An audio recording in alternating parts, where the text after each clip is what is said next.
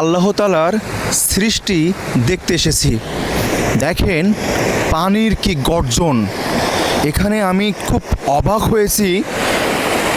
আল্লাহ না করুক এই পানির মধ্যে যদি কেউ পড়ে, আমি জানি না তার অবস্থা কি হবে। দেখেন কি পরিমাণ পানির গর্জন। আমরা এসেছিলাম বেড়াতে এবং বেড়াতে এসেই দেখি এই অবস্থা।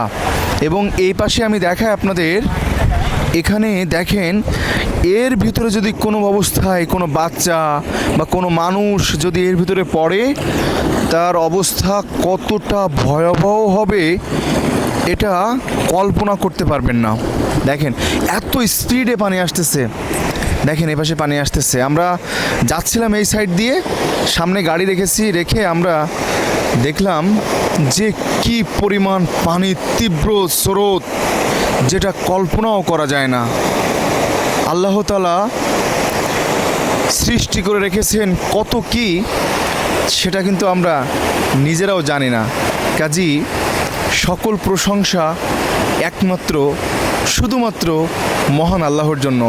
ভিডিওটি শেয়ার করে সবাইকে দেখার সুযোগ করে দিন। আসসালামু আলাইকুম, আল্লাহ হাফেজ।